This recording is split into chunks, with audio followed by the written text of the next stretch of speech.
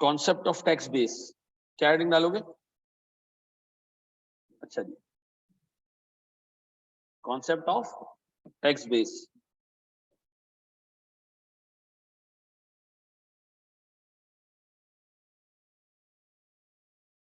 अच्छा, अभी तक आप पता है क्या देख रहे थे? आप देख रहे थे एक किताब है हमारे पास अकाउंटिंग की, जिसको आप आईएएस कहते हो, एक किताब है हमारे पास किसकी, टैक्स की। आप दोनों की किताब को सामने रख के पीएनएल बना रहे थे। आप देख रहे थे अकाउंटिंग के पीएनएल में कौन कौन से एक्सपेंसेस ऐसे हैं जिसको एफबीआर नहीं मानता, और कौन कौन सी इनकम जैसी जिसको एफबीआर टैक्स नहीं कर रहा। तो वो काट पीट के आप इनकम को इनकम से कनेक्ट करने की कोशिश कर रहे थे।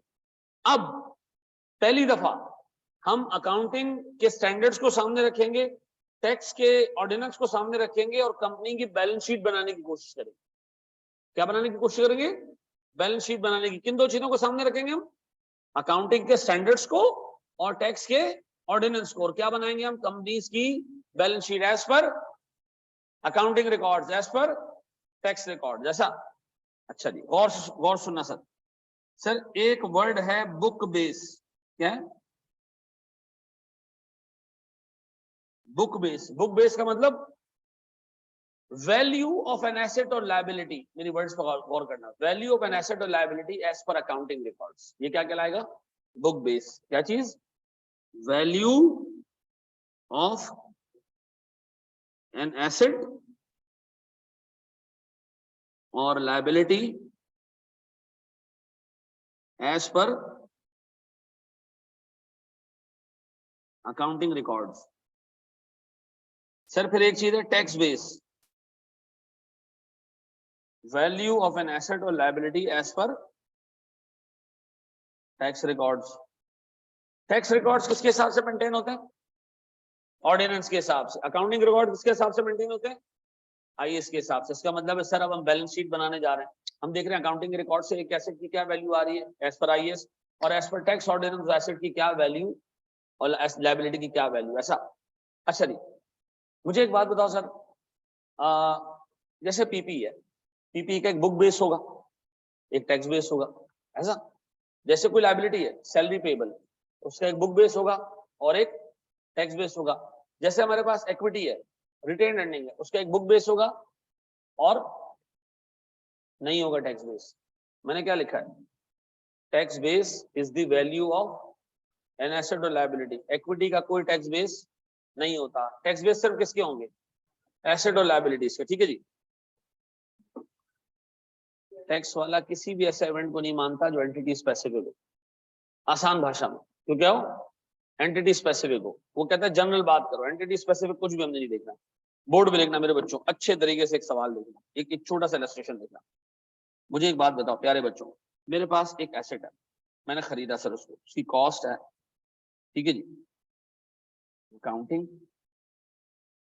टैक्स। सर मैंने एक एसेट खरीदा, उसकी कॉस्ट है 100 रुपए। कितने मेरे बच्चों? 100 रुपए कॉस्ट है।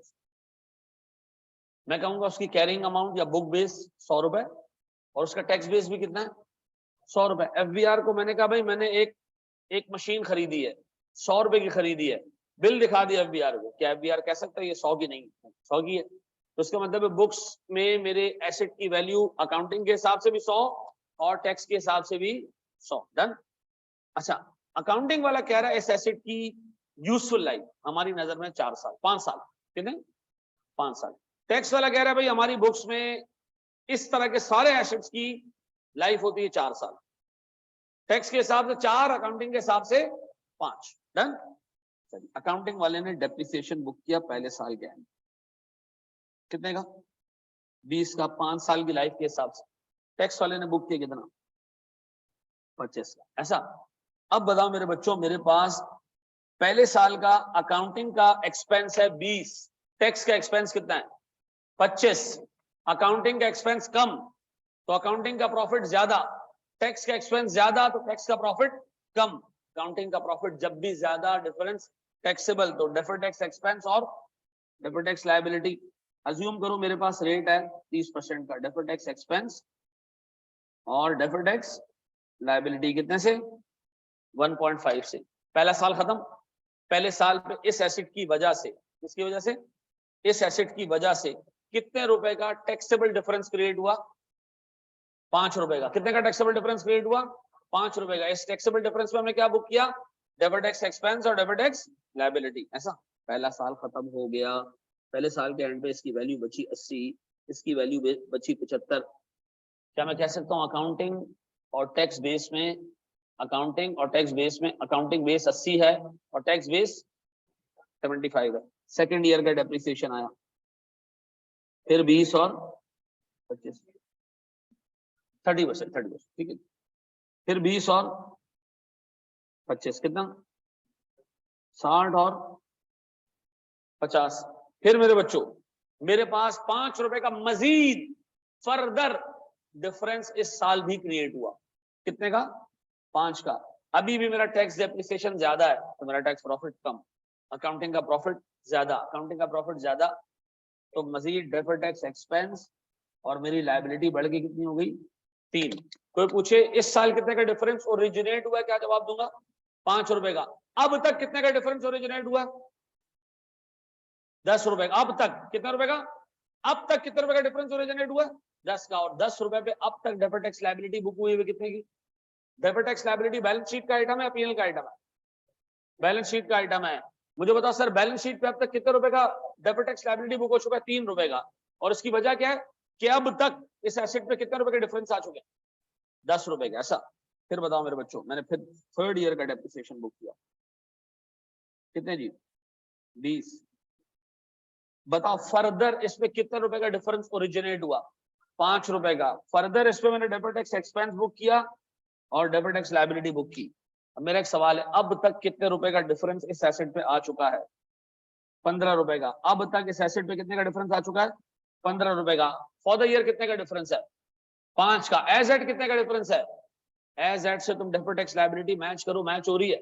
₹15 के डिफरेंस पर ₹4.5 की डेफर्ड टैक्स लायबिलिटी बननी चाहिए। ये सर तक बन रही है। सर मैं चौथे साल पे आता हूँ सर, मैं चौथे साल का भी डेप्रिसिएशन बुक करता हूँ। 20 और 25 कितना जी? 20 और सदनिल बताएं सर। फर्दर फर्दर कितने रुपए का difference? Further deferred tax liability sir मेरे पास ₹6 पे लायबिलिटी पहुंच गई। बताओ फॉर द ईयर डिफरेंस कितने का?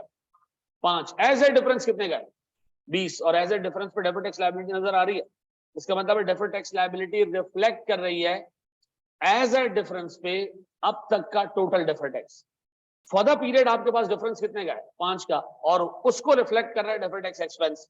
ऐसा अब बताएं जी, 5वें साल भी डेप्रिसिएशन आया, कितने का? इधर कोई डेप्रिसिएशन नहीं। अब बताओ मेरे पास इस दफा पहली दफा अकाउंटिंग में डेप्रिसिएशन आ रहा है, अकाउंटिंग का प्रॉफिट कम, टैक्स में डेप्रिसिएशन ही नहीं है, तो टैक्स का प्रॉफिट ज्यादा। अब बताओ सर मेरे पास ये डिडक्टेबल डिफरेंस है, इस ₹20 के डिडक्टेबल डिफरेंस पे डेफर्ड टैक्स इनकम आनी चाहिए कितने की? ₹6 की। और इससे सर मेरे पास पूरा मेरा डेफर्ड टैक्स लायबिलिटी का बैलेंस 0 हो जाएगा। ठीक है जी, डेफर्ड टैक्स लायबिलिटी उड़ जाएगी। ऐसा अब सुनो सुनो सुनो सुनो गौर से सुनना। 1.5 क्या है अभी यार? शेजल भाई क्या वक्त उठा हुआ होता है क्या? तू है घूम रहा होता है कि दरमियान में? वक्त से बैठा करना मेरी जान, फिर ना तुझे समझ आएगा ना पूरी क्लास का बेड़ा गर्क होता रहेगा। रुक जाओ, ऐसे में समझ आ जाएगा, रुक जाओ। मुझे बताएं सर मेरे पास 1.5 डेबिट टैक्स एक्सपेंस है। पहले बताओ पहले साल डेप्रिसिएशन में डिफरेंस कितने का आया? 5 का। ₹5 पे क्या बुक किया? डेबिट टैक्स एक्सपेंस और डेबिट टैक्स लायबिलिटी। फिर फर्दर ₹5 का डिफरेंस आया, कितने का डेबिट टैक्स एक्सपेंस बुक किया? 1.5। और डेबिट टैक्स लायबिलिटी कहां जा पहुंची? याद रखना मेरे बच्चों, अगर आप 2 पीएनएल उठाओगे तो आपको एक जगह अकाउंटिंग का एक्सपेंस नजर आ जाएगा, एक जगह टैक्स का एक्सपेंस नजर आ जाएगा। दोनों का डिफरेंस निकालोगे तुम्हें फॉर द पीरियड डिफरेंस मिलेगा। लेकिन अगर मुझे एज ए डिफरेंस चाहिए तो एज ए डिफरेंस के लिए मुझे कैरिंग अमाउंट और टैक्स बेस को कंपेयर करना पड़ेगा। अब बताओ पहले साल मेरे पास डिफरेंस फॉर द ईयर कितना है? 5। कैरिंग अमाउंट और टैक्स बेस में भी डिफरेंस कितने का है? मेरे पास दूसरे साल डिफरेंस कितने का है? 5। टोटल डिफरेंस कितने का हो गया? सर ये कैरिंग अमाउंट और टैक्स बेस में रिफ्लेक्ट कर रहा है। ठीक है जी। सर तीसरे साल मेरे पास डिफरेंस कितने का आया? 5 का। सर ये मेरे पास कैरिंग अमाउंट और टैक्स बेस में ₹15 का डिफरेंस रिफ्लेक्ट कर रहा है। इसका मतलब है अगर आपको एज ए डिफरेंस चाहिए तो आप क्या देखोगे?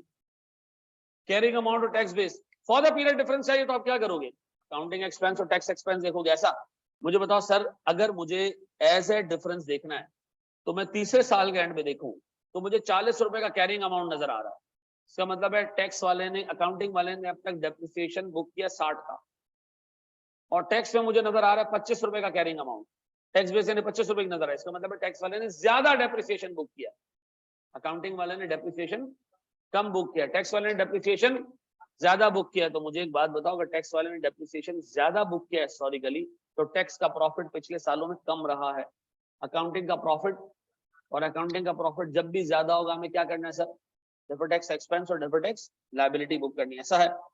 चौथे साल के एंड पे देखो तुम्हारे पास कैरिंग अमाउंट कितनी आ रही है, 20, टैक्स बेस कितना है 0, इसका मतलब है अब तक इस एसेट पे 20 रुपए का टोटल डिफरेंस ओरिजिनेट हो चुका है, ऐसा। और सर डिफरेंस शो क्या कर रहा है कि अकाउंटिंग वाले ने डेप्रिसिएशन कम बुक की है, टैक्स वाले ने डेप्रिसिएशन ज्यादा बुक की, और टैक्स वाले ने डेप्रिसिएशन ज्यादा बुक किया तो टैक्स का प्रॉफिट कम, अकाउंटिंग का प्रॉफिट जब भी ज्यादा डिफरेंस टैक्सेबल, और डेफर्ड टैक्स उस पर क्या बुक करूंगा मैं, डेफर्ड टैक्स एक्सपेंस। और अब बताओ मेरे प्यारे बच्चों, आप अगर पीएनएल का डिफरेंस निकालेंगे ना तो आपको फॉर द पीरियड डिफरेंस मिलेगा, फॉर द पीरियड डिफरेंस पे आप क्या बुक करोगे, डेफर्ड टैक्स एक्सपेंस। लेकिन अगर आपको एज ए डिफरेंस मिले, तो आप इससे आराम से क्या बुक कर सकते हो, डेफर्ड टैक्स लायबिलिटी का बैलेंस, ऐसा। सुनो, पहले साल कितने का डिफरेंस ओरिजिनेट हुआ, इस पर डेफर्ड टैक्स एक्सपेंस कितने का और डेफर्ड टैक्स लायबिलिटी कितने की, दूसरे साल कितने रुपए का डिफरेंस ओरिजिनेट हुआ है, 5 रुपए का, डेफर्ड टैक्स एक्सपेंस कितने का सर उसके ऊपर, 1.5 रुपए का, सर डेफर्ड टैक्स लायबिलिटी कितने की, सर 3 रुपए की। मेरे पास टोटल डेफर्ड टैक्स लायबिलिटी कितने की होगी सर, 3 रुपए की। डेफर्ड टैक्स लायबिलिटी जब आपके पास 3 रुपए की टोटल हो गई, ये क्या रिफ्लेक्ट करता है, मेरे पास 2 सालों के टोटल डिफरेंस पे जो टैक्स अप्लाई किया मैंने वो कितने का बन रहा है, 3। अब सुनो, अगर मेरे पास ईयर 1 का डिफरेंस निकालू, ये एज एड भी है फॉर द ईयर भी है, सेकंड ईयर का डिफरेंस निकालो कितने का, 5 का, दोनों मिला के कितने के हो गए, 10 के।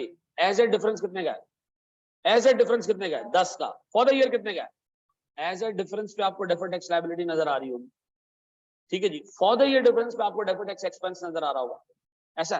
तीसरे साल में देखो आपको फॉर द ईयर डिफरेंस कितने का है, 5 रुपए का। एज एड कितने का है, 15 रुपए पे आपको डेफर्ड टैक्स लायबिलिटी नजर आ रही है, ऐसा है। इसका मतलब ये कि सर मैं बैलेंस शीट पे हर एक एसेट उठाऊं, उसकी कैरिंग अमाउंट निकालूं, बुक बेस निकालूं, और हर एक एसेट का टैक्स बेस निकालूं, और दोनों का डिफरेंस निकालूं, तो मुझे क्या मिल जाया करेगा उस पर हमेशा, एज एड डिफरेंस। क्या मिल जाया करेगा, एज एड डिफरेंस। क्या मिल जाया करेगा, एज एड डिफरेंस। मैं एसेट का कैरिंग अमाउंट उठाऊं, मैं एसेट का टैक्स बेस उठाऊं, दोनों का डिफरेंस निकालूं, मुझे क्या मिल जाएगा, उस एसेट पे एज एड कितने रुपए का डिफरेंस मौजूद है, उस एज एड डिफरेंस पे क्या मौजूद होना चाहिए, या तो डेफर्ड टैक्स एसेट या deferred tax liability. Expense income की बात नहीं कर रहा, क्या होना चाहिए, या एसेट या लायबिलिटी, ऐसा है।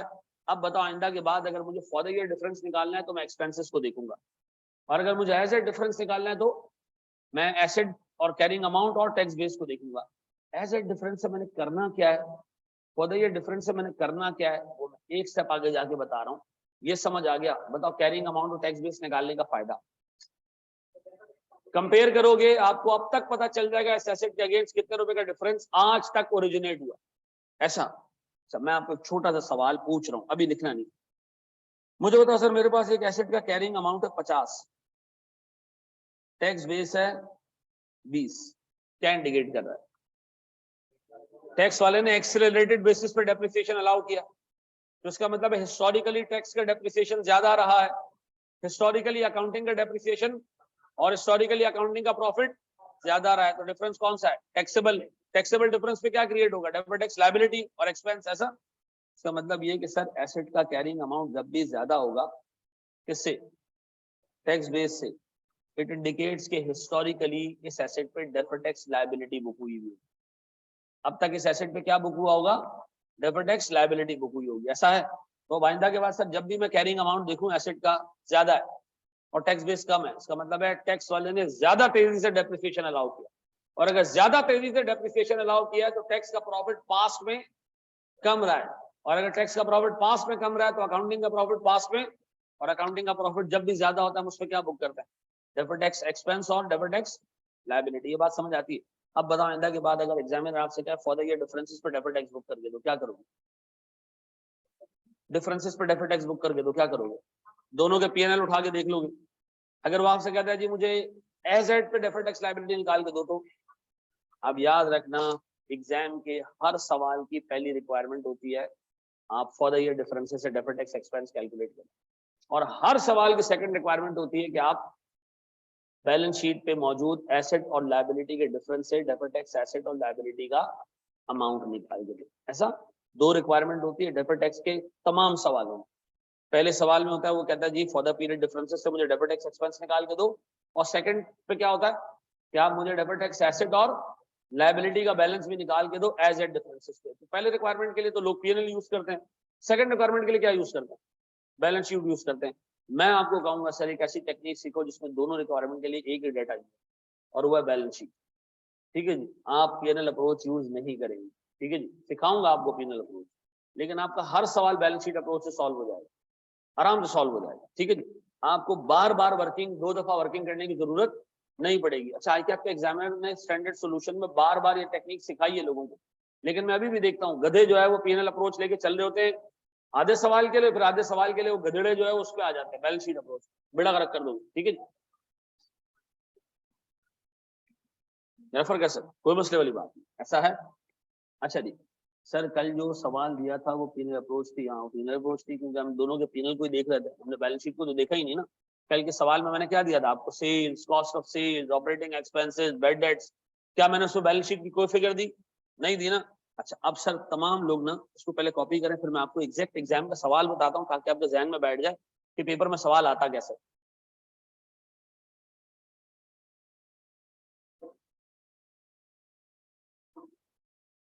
अब बोर्ड पे देख लेना यार, जो भी लेट आया ना वो देख ले अल्लाह के वास्ते, ठीक है। बोर्ड पे देखो दोस्त, मुझे एक चीज ये बताओ सर, आपको एक एग्जामिनर ने एक एसेट दिया, एक पीपी दिया, इसने कहा जी इसका ओपनिंग बैलेंस है 100 रुपए, कितने, और साथ ही बताया कि इसका टैक्स बेस है, उसका ओपनिंग बैलेंस है 80 रुपए। इसका मतलब क्या है?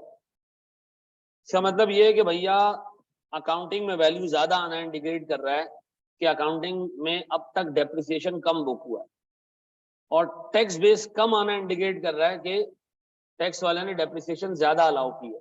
तो मुझे बताओ टैक्स वाला जब भी डेप्रिसिएशन ज्यादा अलाउ करेगा तो सर टैक्स के प्रॉफिट्स क्या होंगे? कम होंगे। अकाउंटिंग के प्रॉफिट्स ज्यादा होंगे तो सर हम उस पर क्या बुक करेंगे? डेबिट टैक्स एक्सपेंस और लायबिलिटी। तो इसका मतलब है अब तक इस पर्टिकुलर एसेट के अगेंस्ट एक डेफर्ड टैक्स लायबिलिटी भी मौजूद होगी। अज्यूमिंग कि हमारा टैक्स रेट 30% है तो 6 रुपए की डेफर्ड टैक्स लायबिलिटी मौजूद होगी। ऐसा है। बैलेंस शीट में एक एसेट आ रहा है 100 का, उसका टैक्स बेस है 80 का, उसके against deferred tax liability already मौजूद है, कितने की? 6 रुपए की। पक्का? मुझे बताओ डेफर्ड टैक्स लायबिलिटी कब बुक हुई होगी? पिछले साल में 6 रुपए का। क्यों? पिछले साल में इसकी कैरिंग अमाउंट 100 थी, पिछले साल में इसकी टैक्स बेस 80 थी, ओपनिंग में भी यही है। इस साल हमने डेप्रिसिएशन बुक किया मजीद, गौर से सुनना, डेप्रिसिएशन हमने बुक किया सर 15 रुपए का, इधर हमने डेप्रिसिएशन बुक किया 25 रुपए का। डेप्रिसिएशन कितने का बुक किया? 15 का, और डेप्रिसिएशन बुक किया 25 का। अब छोड़ दो बैलेंस शीट में, सिर्फ पीएनएल को देखो, किसका डेप्रिसिएशन ज्यादा, अकाउंटिंग का टैक्स का? टैक्स का डेप्रिसिएशन ज्यादा है तो टैक्स का प्रॉफिट कम, अकाउंटिंग का प्रॉफिट ज्यादा। कितने से ज्यादा? 10 रुपए से। क्या ये 10 रुपए फॉर द ईयर डिफरेंस है? फॉर द ईयर डिफरेंस है। इस फॉर द ईयर डिफरेंस पे क्या बुक होना चाहिए? डेबिट टैक्स एक्सपेंस कितने से? 10 इंटू 30% इज 3 रुपए। तो सर मेरे पास मेरा डेफर्ड टैक्स लायबिलिटी का बैलेंस बढ़ जाना चाहिए, कितने में आ जाना चाहिए? 9 पे। अब बताओ जरा क्लोजिंग बैलेंस कितना आ रहा है इसका? 85। क्लोजिंग बैलेंस वहां कितना आ रहा है? 65। दोनों में अभी भी डिफरेंस कितने का? टैक्स बेस कितने का जी? ये 65 आ रही, श्योर? डिफरेंस कितने का जी? अब 30 रुपए पे 30% के हिसाब से कितने की डेफर्ड टैक्स लायबिलिटी होनी चाहिए? क्या आपके अकाउंट में वाकई डेफर्ड टैक्स लायबिलिटी 9 रुपए की? क्या आपके अकाउंट में वाकई डेफर्ड टैक्स लायबिलिटी 9 रुपए की? अब गौर से सुनो, एक तरीका डेफर्ड टैक्स कैलकुलेट करने का ये कि आप ये उठाएं और ये उठाएं और इनकी बेसिस पे डायरेक्ट ही अमाउंट निकालें।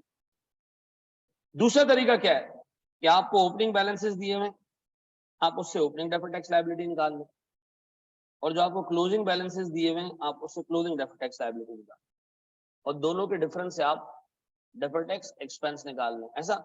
अब मुझे बताओ, अगर मैं सारे का सारा डाटा ना इस्तेमाल करूं, सिर्फ ओपनिंग बैलेंसेस और क्लोजिंग बैलेंसेस इस्तेमाल कर लूं, तो ओपनिंग बैलेंसेस से मुझे ओपनिंग डेफर्ड टैक्स लायबिलिटी मिल जाएगी और क्लोजिंग बैलेंसेस से मुझे क्लोजिंग डेफर्ड टैक्स लायबिलिटी मिल जाएगी, और आराम से मैं इन ओपनिंग और क्लोजिंग के डिफरेंस से क्या निकाल लूंगा, डेफर्ड टैक्स एक्सपेंस निकाल लूंगा। ऐसा है, तो मैं आपको 5 छोटी छोटी इलस्ट्रेशंस करवा रहा हूं और ये पक्का करा रहा हूं कॉन्सेप्ट, ये कॉपी कर देना सर। इसको नाम दे दें सर केस 1।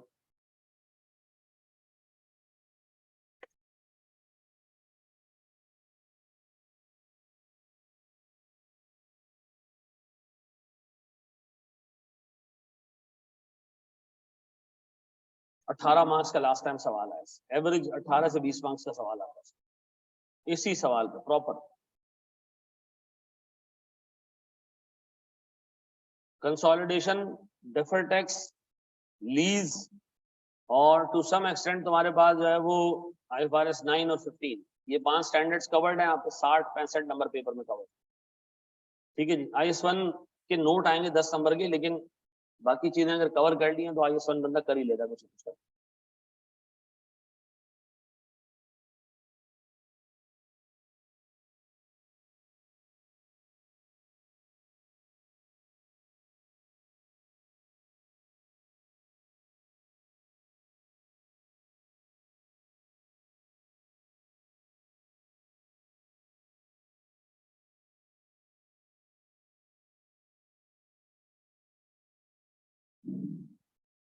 जी मेरे बच्चों, बड़े हम आगे।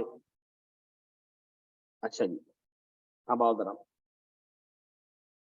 पक्का बढ़ गया। चलो जी, एक छोटी सी इलस्ट्रेशन, केस 2। अब हम थोड़ा सा ना अकाउंट्स को बढ़ाते जाएंगे, ठीक है। ये मेरा पीपी है, ये मेरा टैक्स बेस है।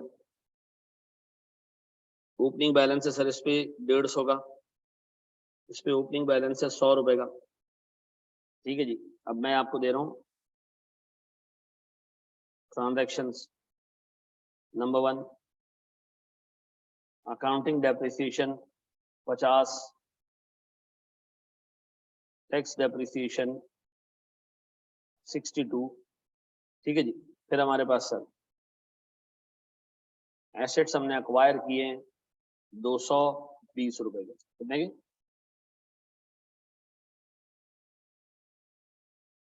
220 रुपए से हमने एसेट अक्वायर किए सर।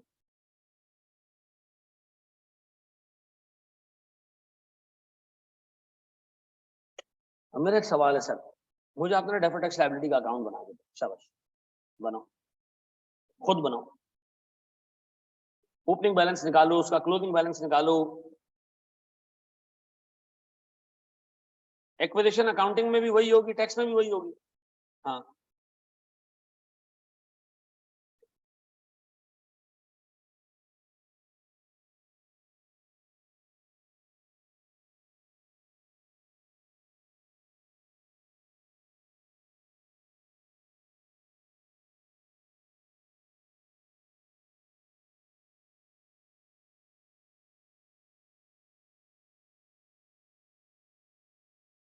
सर मैंने सबसे पहले क्या किया, अकाउंटिंग डेप्रिसिएशन यहाँ पार्क किया, कितने का? 50 का। टैक्स डेप्रिसिएशन यहाँ पार्क किया, कितने का? 62 का। अच्छा, अब इन दोनों के डिफरेंस को देख लो, कितने का है? 12 रुपए का। टैक्स डेप्रिसिएशन ज्यादा है तो टैक्स का प्रॉफिट कम, अकाउंटिंग का प्रॉफिट ज्यादा। तो सर अकाउंटिंग का प्रॉफिट जब भी ज्यादा, डिफरेंस कितना सर? 3 पॉइंट। अच्छा, ये तो मैंने ऐसे ही निकाल के साइड पे रख दिया ताकि मुझे याद रहे, ठीक है। अब एक काम करते हैं, डेफर्ड टैक्स लायबिलिटी का अकाउंट बनाते हैं। ओपनिंग सर, एसेट का कैरिंग अमाउंट ज्यादा है, इसका मतलब अकाउंटिंग में डेप्रिसिएशन कम बुक हुआ है, टैक्स बेस कम है। याद रखना, एसेट का कैरिंग अमाउंट जब भी ज्यादा होगा, टैक्स बेस कम होगा, डिफरेंस कौन सा होगा? Taxable sir. टैक्सेबल डिफरेंस कितने का है? 15 रुपए का। 15 रुपए का है? 50 रुपए का। 50 पे लगाओ जरा परसेंटेज, 30% का कितना जी? 15। ऐसा ओपनिंग 15। अब एक काम करो, उसमें एक्विजिशन पार्क करो।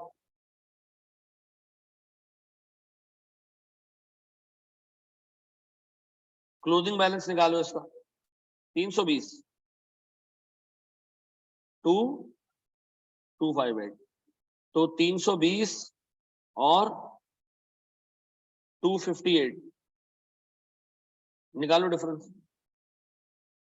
42 लगाओ, सही निकाला ना तुम लोगों ने? 42 का डिफरेंस लगा लो, रेट लगाओ क्या आ रहा है।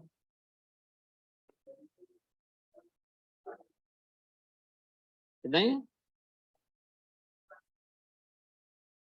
नहीं ये कितना है?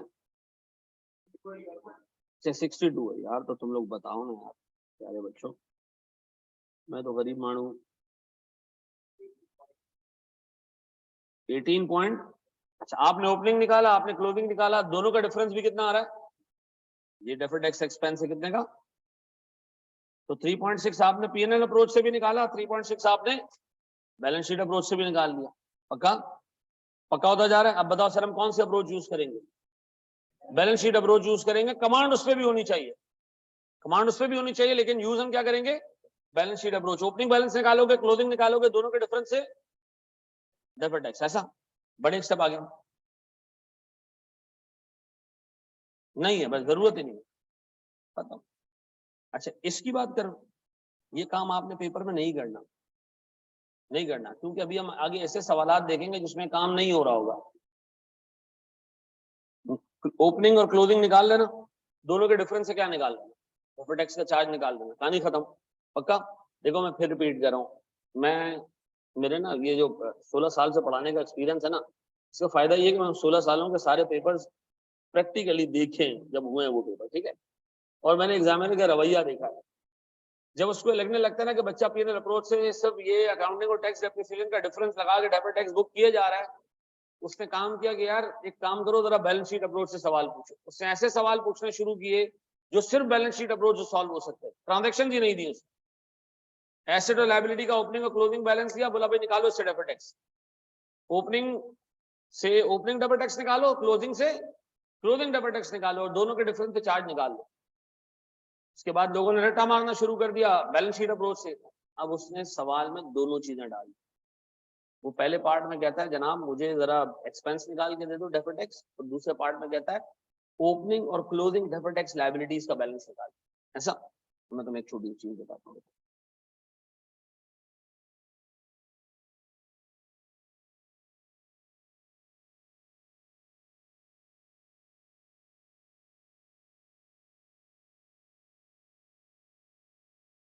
पेपर्स का क्वेश्चन आना तो बताओ।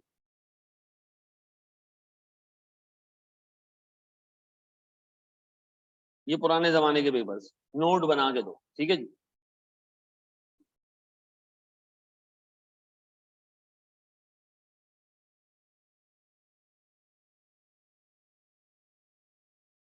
तो कॉन्सेप्ट बहुत ज्यादा है।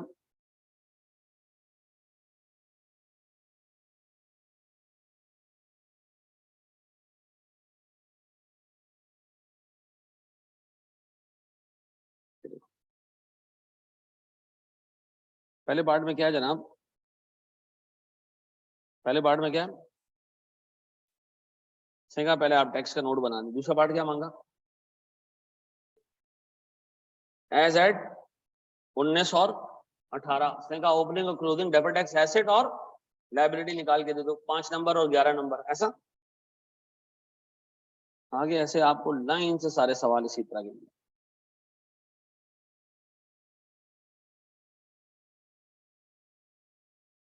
हाँ जी क्या लिखा है जी?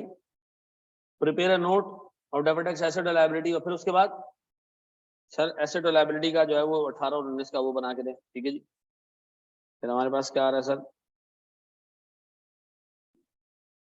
आप सारे सवाल पास पेपर्स के उठाएंगे ना, आपको इसी तरह का हिसाब किताब मिलेगा लेटेस्ट, ठीक है जी। ये एक ऐसा सवाल था जिसमें उसने क्या किया, बच्चों से, हाँ ये देखो क्या लिखा जी, prepare a note on taxation और part 2 compute deferred tax asset और लायबिलिटी ऑफ 2020 और 19। तो पहली रिक्वायरमेंट में एक चीज पूछता है, तो मार्क्स देख लो कितने से, 11 और 7, 18 नंबर का सवाल है। एवरेज 18 19 17, 18 19 17 मार्क्स का सवाल आता है, ठीक है जी। तो अब मेरे बच्चों जरा सा इस पे ध्यान देना है सर। एक और सवाल सर, 20 और 19। एक और सवाल सर, 20 और 19, ठीक है जी। एक और सवाल सर, जितने सवाल आप देखोगे उसकी रिक्वायरमेंट्स क्या होंगी, नोट। और सर आपको दोनों पे कमांड अगर हासिल करनी है ना, एक अप्रोच ऐसी सीख लो जिससे दोनों में काम बने, ठीक है, सही है जी। लोग पहला पार्ट बड़े मजे से कर लेते हैं, इनल अप्रोच से काम करते हैं, वो खचल ख्वारियां ही नहीं पालते ओपनिंग और क्लोजिंग की, वो एक्सपेंसेस निकालते हैं, कंपेयर करते हैं और ठका, पहला पार्ट खत्म, दूसरे पार्ट को क्या करते हैं, छोड़ देते हैं। क्यों? अब वो कहते हैं इसके लिए मैं अलग से वर्किंग करूं 7 नंबर के लिए। एग्जामिनर ने बनाए ही सवाल इस तरह है कि तुम दोनों के लिए एक ही वर्किंग करो, पहले के लिए वर्किंग कर लोगे अगर बैलेंस शीट अप्रोच से, दूसरे के लिए तुम्हें अलग से वर्किंग नहीं करनी पड़ेगी, ठीक है जी। अब आगे फिर आपकी मर्जी है, ठीक है जी। मैं 10 दफा काम कराता हूँ ना, लोग आसानी ढूंढते, तो पहले रिक्वायरमेंट कर लेते, 6 नंबर 7 नंबर सीधे सीधे छोड़ देते। ऐसा सर हम कौन सा केस देखने जा रहे हैं इसी में, केस 3 डिस्पोजल। क्या चीज? डिस्पोजल। अच्छे तरीके से नोट करना। मेरे पास ये है पीपी,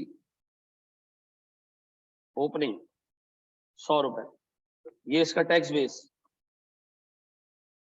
ओपनिंग 70 रुपए, डेबिट टैक्स लायबिलिटी कितने पे आ रही होगी?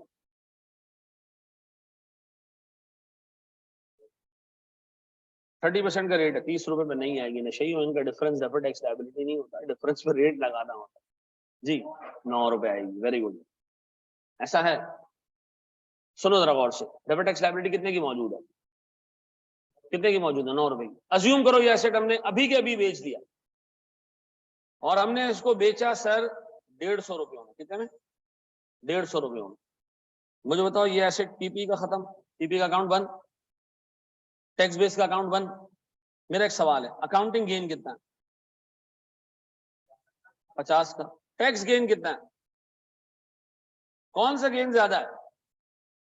टैक्स का गेन ज्यादा है। टैक्स का गेन ज्यादा होता तो डेफर्ड टैक्स एसेट और इनकम हम बुक करते हैं, ऐसा। अब बताओ यहाँ क्या आ रहा है, डेफर्ड टैक्स लायबिलिटी का ओपनिंग बैलेंस आ रहा है कितने का, क्लोजिंग बैलेंस क्या होगा? 0, क्योंकि खत्म हो गया ना एसेट, तो डेफर्ड टैक्स भी उससे रिलेटेड क्या हो जाना चाहिए, खत्म हो जाना चाहिए। तो मुझे सर इसको रिवर्स करना है, कितने से? 9 रुपए से। डेफर्ड टैक्स इनकम बुक करूंगा कितने की? 9 रुपए की। डेफर्ड टैक्स इनकम बुक कर रहे हो, यहाँ चेक करो मेरे पास सर डिफरेंस कितना आ रहा है अकाउंटिंग और टैक्स गेन से, 30 रुपए का। सर टैक्स गेन ज्यादा है, टैक्स गेन ज्यादा होगा तो डिफरेंस कौन सा है? डिडक्टेबल। डिडक्टेबल डिफरेंस हम क्या बुक करते हैं? Debit tax income. लगाओ जरा इस पे रेट 30% का। 9, तो सर डेबिट टैक्स इनकम यहां से भी आ गई, अकाउंटिंग और टैक्स गेन के डिफरेंस से भी, और अकाउंट में से भी निकल आई। ऐसा। अब बताओ जब भी डिस्पोजल करोगे क्या करोगे? डिस्पोजल होगा, डेबिट टैक्स रिवर्स हो जाएगा। क्या हो जाएगा? रिवर्स हो जाएगा। उससे या तो डेबिट टैक्स एक्सपेंस क्रिएट होगा या डेबिट टैक्स इनकम क्रिएट होगी। पीएनएल अप्रोच से जाओगे तो अकाउंटिंग गेन और टैक्स गेन तुम्हें देखने पड़ेंगे, उन दोनों के डिफरेंस से भी वही डेबिट टैक्स निकलेगा जो अकाउंट से निकल रहा है। ऐसा। तो सर अगर आपके पास अकाउंट बना हुआ और डेबिट टैक्स लायबिलिटी का या एसेट का, तो आराम से आप ये मामला सेटल कर सकते हो। अब मैं ऐसा सवाल दूंगा जिसमें डेप्रिसिएशन भी आ रही होगी और डिस्पोजल भी आ रहा होगा, ठीक है जी। फिर मैं तीसरे पे जाऊंगा सर, तीसरे इवेंट पे जाऊंगा इम्पेयरमेंट पे, फिर मैं चौथे इवेंट पे जाऊंगा फॉरेन करेंसी एक्सचेंज गेन्स और लॉसेस के ऊपर। तो सर आपको पीपी की प्रॉपर डेफर्ड टैक्सेशन आ जाएगी। मैंने अभी आपको सिर्फ एक केस बताया जिस पर डेप्रिसिएशन आया, और दूसरे केस में मैंने अभी आपको क्या डाल के दिया, डिस्पोजल। अब मैं क्या करूंगा, डेप्रिसिएशन और डिस्पोजल दोनों एक केस में डाल दूंगा, ठीक है जी। अब आपने सिर्फ नोट कंट्रोल किस पे रखना है, डेफर्ड टैक्स के अकाउंट पे, उसको आपने प्रॉपर्ली बनाना है। बना लोगे? सर कॉपी कर देना।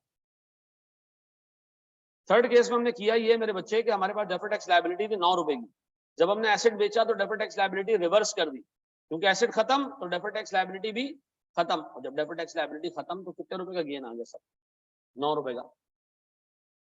डेफर्ड टैक्स इनकम आ गई सर, ठीक है जी। और अकाउंटिंग और टैक्स गेन का डिफरेंस भी कितने का है? 30 रुपए। उससे भी रेट लगाओगे तो भी क्या बनेगा? Deferred tax income. अब सर मैं सवाल दूं, मुकम्मल प्रॉपर क्वेश्चन दूं, है?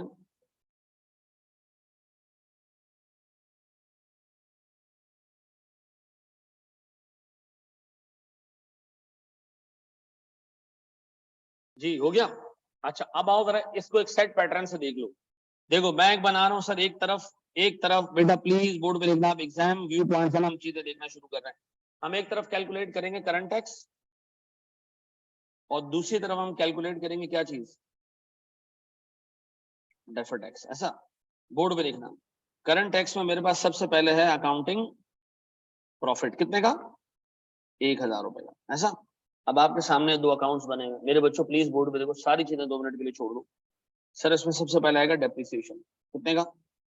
200। इधर डेप्रिसिएशन आएगा कितने का? 250। ये अकाउंट में डाला। अब नीचे आ जाओ, इधर मैं ऐड बैक कर रहा हूँ सर, क्या चीज और क्या लेस कर रहा हूँ?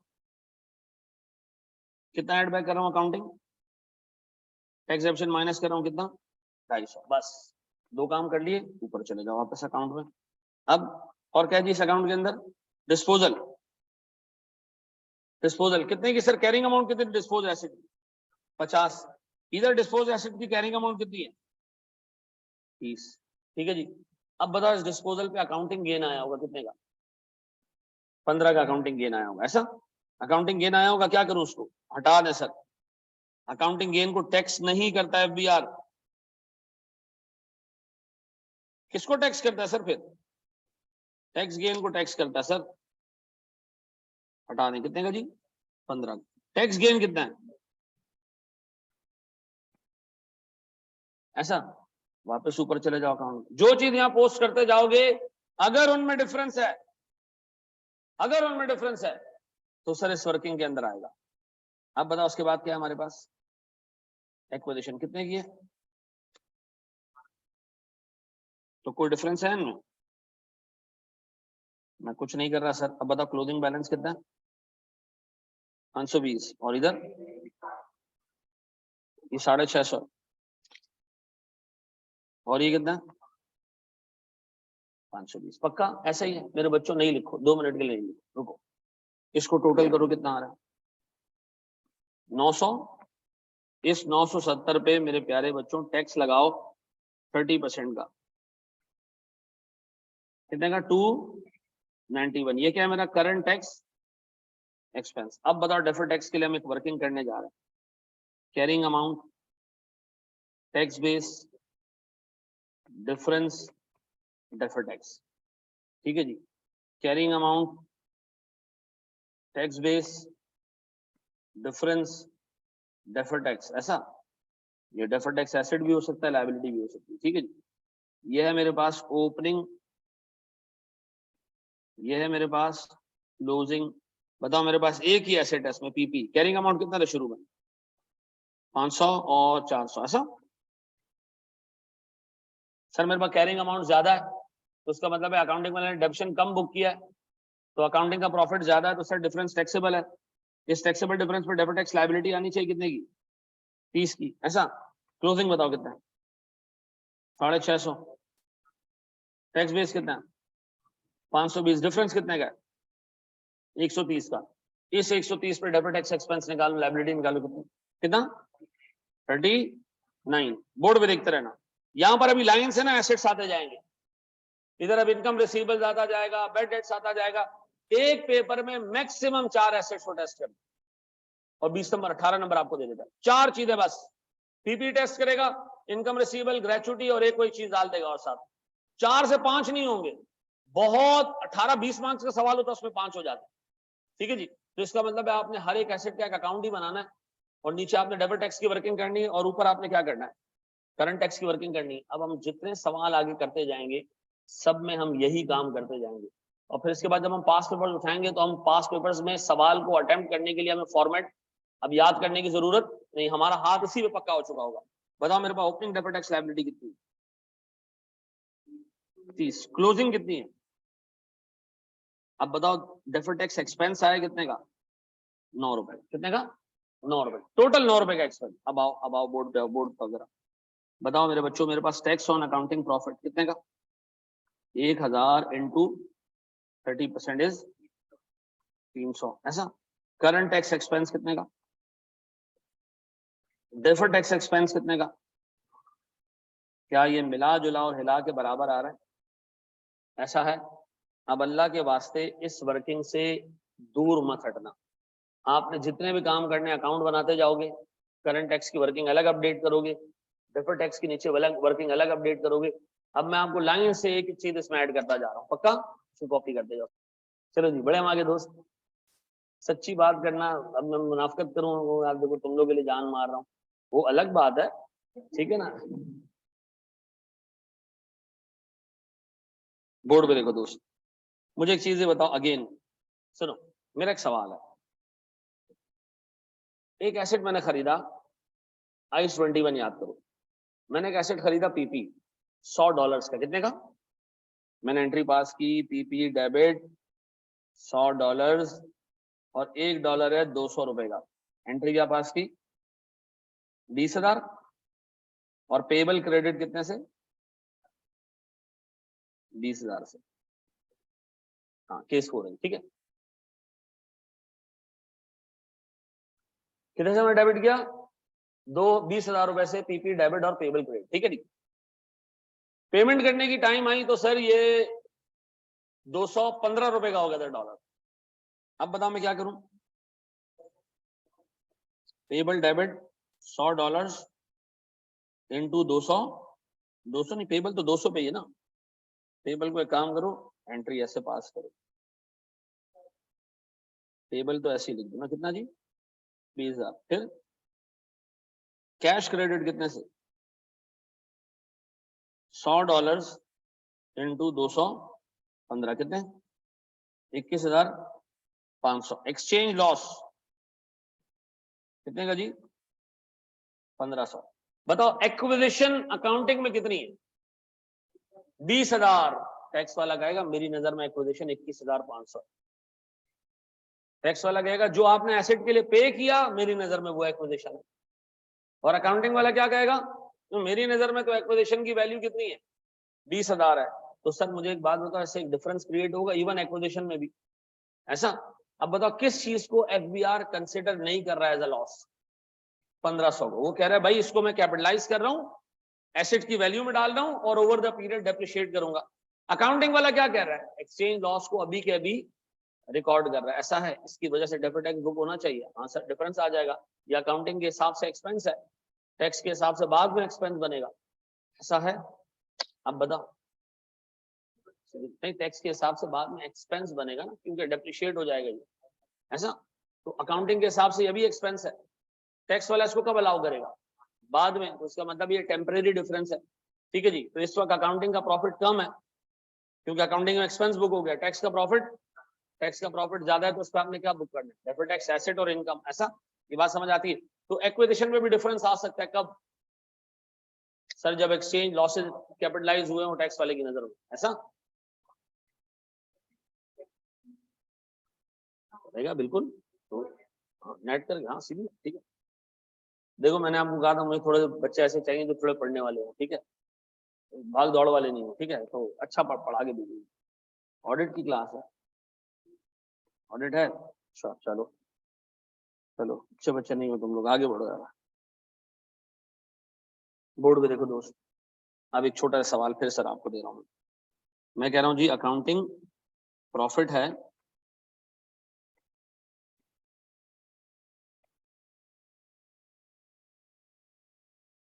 1,000 रुपए का, ठीक है जी। फिर मैं आपको दे रहा हूँ सर दो accounts, PP opening balance 500,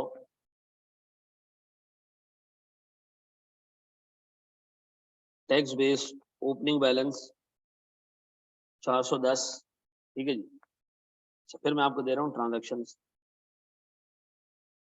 accounting depreciation 210, tax depreciation 250,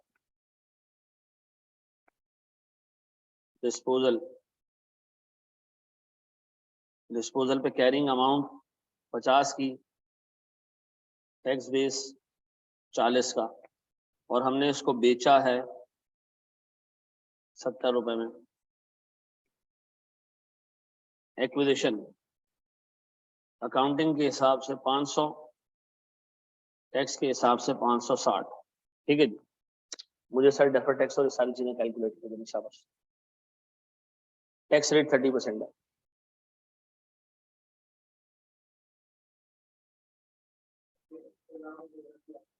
बिल्कुल आ सकता है। इनिशियल अलाउंस भी डेप्रिसिएशन जैसा ही है, दो लड़कों ने वहां, एक एक इंडियन एक पाकिस्तानी ने अगर एक फर्म खोल ली है, ठीक है ना, वो आके रजिस्टर कराएंगे, बड़ी फर्म है। Mushtaq and company, Shabbir and company, Junawala and company है, वो करो। चलो जी, अब आए जरा सर, मैं इसको ग्राउंड कर रहा हूँ सर। सबसे पहले हम एक काम करें, अकाउंटिंग प्रॉफिट दे रहे हैं कितने का। अच्छा, मैंने आपको कहा मैं इधर वर्किंग करूंगा किसकी, करंट टैक्स की, और नीचे में वर्किंग करूंगा किसकी, डेफर्ड टैक्स के लिए मैं एक सेट फॉर्मेट बना देता हूँ। Carrying amount, tax base, carrying amount, tax base और डेफर्ड टैक्स, पक्का। और हमारे पास अभी एक ही एसेट है, पीपड़ी। ऐसे ही दोस्त, अब मैं इधर अकाउंट बना रहा हूँ सर, ओपनिंग कितना है जी, पहले बताओ प्रॉफिट है कितने का, 1000 रुपए। प्यारे बच्चों, अब एक एक करके चीजें लेते जाओ।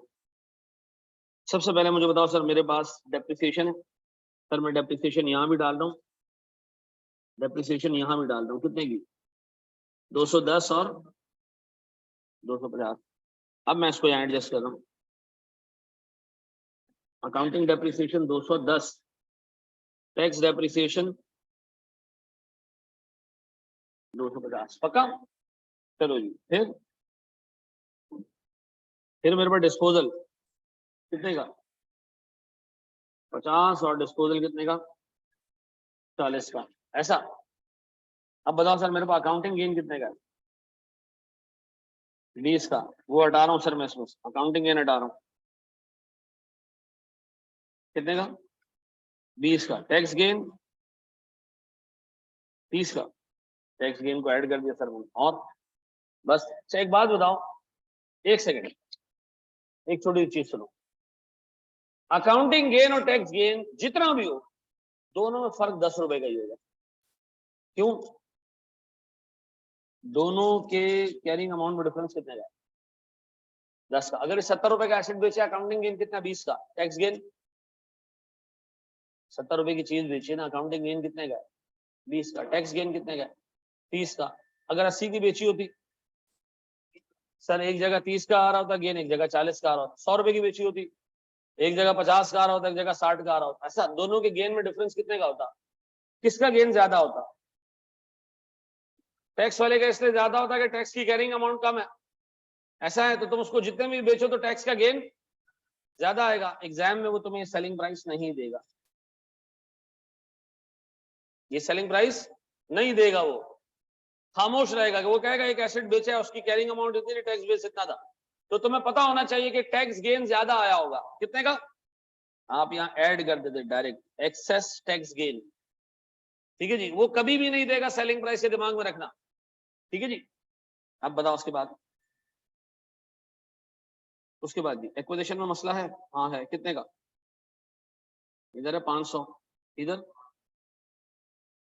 इसका मतलब है 60 रुपए का एक एक फॉरेन फॉरेक्स लॉस है, या जिसको एक्सचेंज लॉस कहते हो, उसको एफबीआर नहीं मानता, तो मैंने एड बैक कर दिया, ऐसा। अब बताओ कितना आ रहा है सर,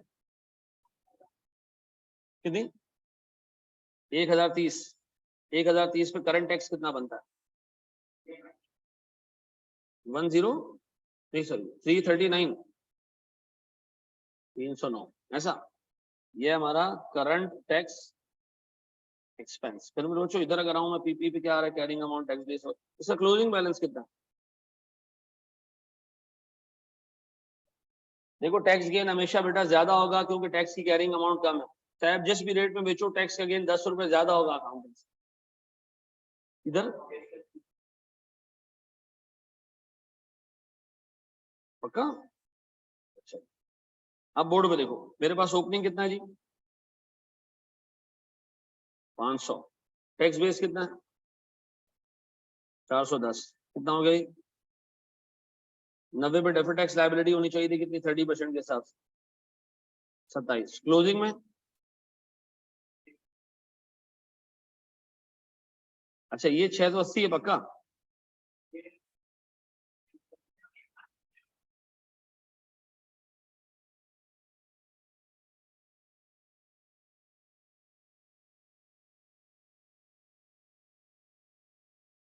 डिफरेंस 60 का कितना, इसका मतलब है हमारी डेफर्ड टैक्स लायबिलिटी का ओपनिंग बैलेंस था 27, क्लोजिंग है 18। इसका मतलब है हमारी इनकम आई है कितने की, 9 रुपए की, ऐसा। तो अब बताओ, अगर मैं आपसे कहूँ मेरे पास tax on accounting profit 1000 into 30, ऐसा, सॉरी TOAP 300, और डेफर्ड टैक्स इनकम कितने की,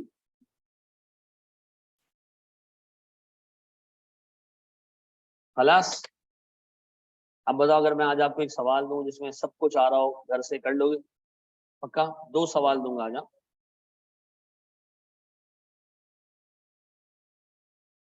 नहीं नहीं, अभी है हमारी 6:15 तक है ना। देखो दोबारा देख लो, मुझे एक बात बताओ, आपका एसेट टैक्स का कैरिंग अमाउंट कितना है? 50 जो बेचे आपने, टैक्स का कैरिंग अमाउंट 40 है, सॉरी। और अकाउंटिंग का, आप इसको जिस भी रेट में बेचोगे ना, टैक्स का गेन 10 रुपए ज्यादा होगा। आप इसको 60 में बेचो, अकाउंटिंग में गेन आ रहा होगा 10, 50 रुपए का एसेट तो अकाउंटिंग में गेन 10 होगा, टैक्स का गेन 40 रुपए का एसेट तो 20 रुपए का होगा। तो मतलब टैक्स का गेन 10 रुपए। 70 का बेचोगे तो एक जगह 30 हो जाएगा, एक जगह 20 हो जाएगा, टैक्स का गेन तब भी 10 रुपए। तो सर आप उसको जिस भी रेट में बेचो, टैक्स का गेन 10 रुपए ज्यादा होगा। तो एग्जाम में वो सेलिंग प्राइस नहीं देता, वो ये 2 वैल्यूज देता है और आपको जज करने के लिए देता है कि किसका गेन ज्यादा है। अगर टैक्स का गेन ज्यादा है तो आप इसमें आके ऐड कर देना कि भाई FBR ने 10 रुपए का एक्स्ट्रा गेन टैक्स कर दिया। ठीक है जी। अभी भी यहाँ देखो आपने क्या किया, अकाउंटिंग गेन इधर कहाँ गया, लेस किया, टैक्स का गेन ऐड किया, दोनों में डिफरेंस कितने का है, 10 रुपए इफेक्टिवली ऐड हो रहे हैं, ऐसा। अच्छा, एक शॉर्टकट सिखाया जाता है सर पेपर में, कि आप एक काम करें, आप अज्यूम कर लें कुछ कि मैंने इतने रुपए का एसेट बेचा है और उससे गेन निकाल लें। अब उसमें नुकसान नहीं है कि अगर आपने इधर दिखा दिया ना अकाउंटिंग गेन और टैक्स गेन, तो नंबर काट देगा। डायरेक्ट वैल्यू दिखानी पड़ेगी, क्योंकि आपको कैसे पता चला एसेट कितने का बेचा है। ठीक है जी। डन हो गया मलिक हसन? चले जी, थैंक यू वेरी मच, अल्लाह आपको खुश रखे अपने खर्चे पे।